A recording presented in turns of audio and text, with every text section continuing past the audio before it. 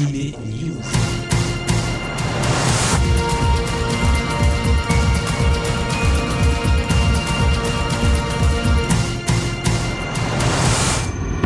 Konnichiwa, c'est l'été et c'est Alex. Bienvenue sur Generic Kids pour Anime News, votre hebdo manga et animé en partenariat avec Manganime.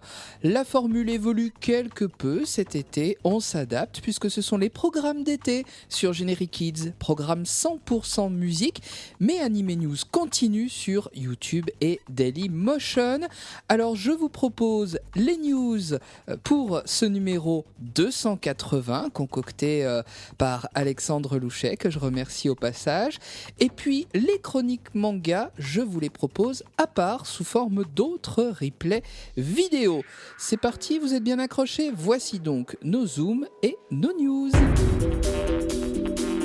Cette semaine fut très riche en informations du côté des mangas, avec tout d'abord des fins de série annoncées au Japon. C'est donc avec le titre Draw de Chako Abeno et Saki Obuse, publié en France par Delcourt Tonkam, que nous commençons. La série vient tout juste de s'achever dans le Young Champion et elle fera donc 4 tomes au total. Le manga Attache-moi de Ryuta Amamuse se conclura quant à lui le mois prochain dans le Young Animal. La série totalisera 18 tomes, elle est publiée en France chez Pika Éditions. Mais qui dit fin de série dit également lancement d'autotitres. Et oui, forcément. Autres univers, autres magazines, la série My Hero Academia, publiée en France par Kiun, va bénéficier déjà d'un spin-off au Japon. Intitulé Vigilante, Boku no Hero Academia Illegals, ce titre de Hideyuki Furuhashi et Bettencourt débutera le 20 août dans le Shonen Jump Giga.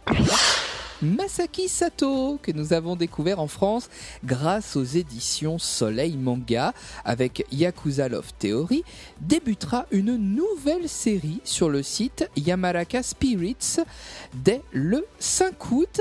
Elle s'intitulera Paraphilia Ningen Isu Kitan. Après le Japon, revenons en France.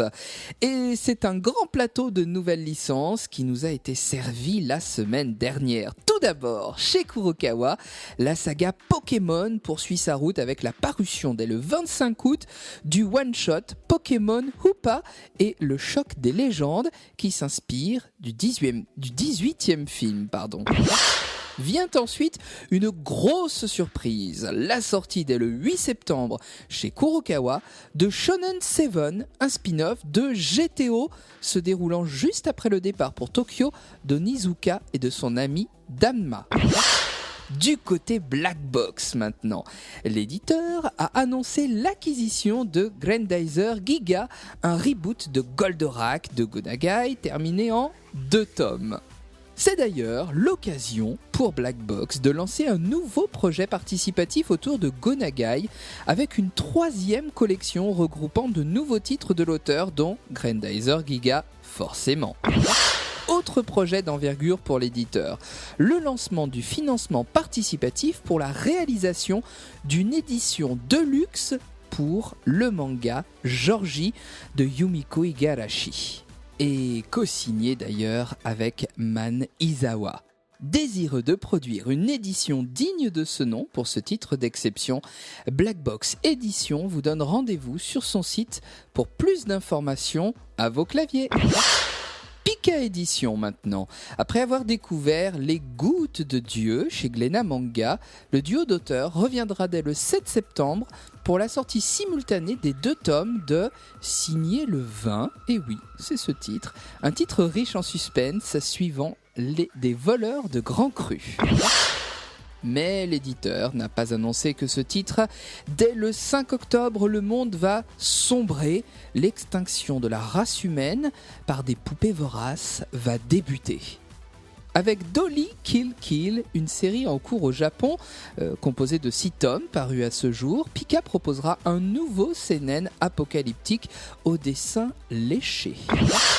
Les éditions Doki Doki ne sont pas non plus restées sur la touche, puisqu'une série proposant une comédie romantique à la sauce geek va paraître. Dès le 12 octobre, avec Wizard's Soul de Eda Aki, vous allez retrouver un peu de tendresse et de légèreté. Les éditions Kana espèrent également frapper fort au mois d'octobre avec le lancement de No Guns Life, un seinen intrigant de Tasuku Karasuma en cours au Japon qui vous fera suivre un homme ayant une tête de revolver dans un univers où la technologie est abondante. Autre titre acquis par Kana, la série A, l'assaut du roi, est un shonen en 4 tomes qui débutera le 26 août et qui vous plongera dans le monde des échecs. La saga Valkyria Chronicles sera de retour le 28 août chez Soleil Manga avec la parution du one-shot Valkyria Chronicles Free avec une histoire inédite qui vous replongera dans l'univers de la saga.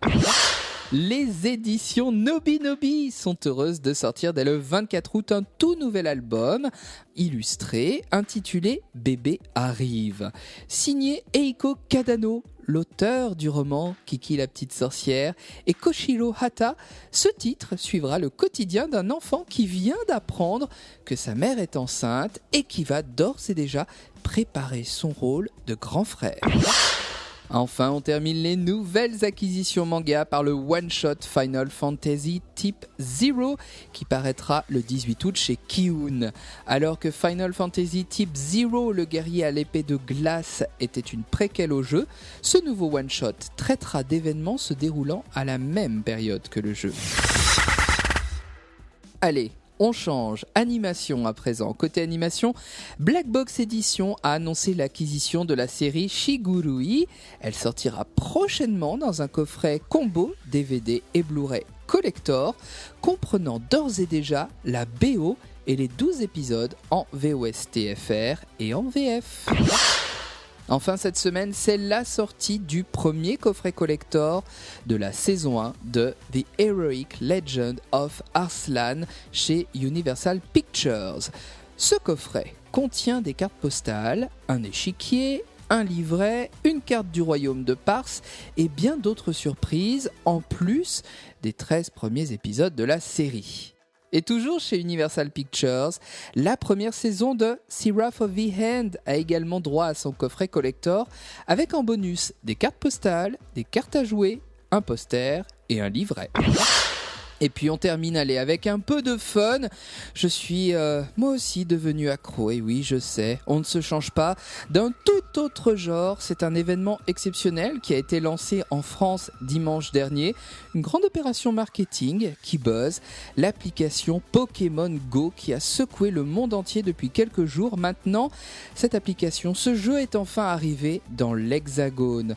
Lancez-vous à la conquête des différents Pokémon dans la vie réelle avec votre smartphone. Bien entendu, restez prudent, on ne capture pas des Pokémon au volant, on fait attention en traversant. En tout cas, c'est un bon moyen de se promener, de nous rencontrer et puis de se divertir si on a la chance d'aller à la plage.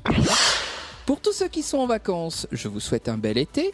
On revient la semaine prochaine pour le 281e Anime News. Et puis, pour tous les autres, bien entendu, bon courage au travail. Je vous souhaite une excellente semaine.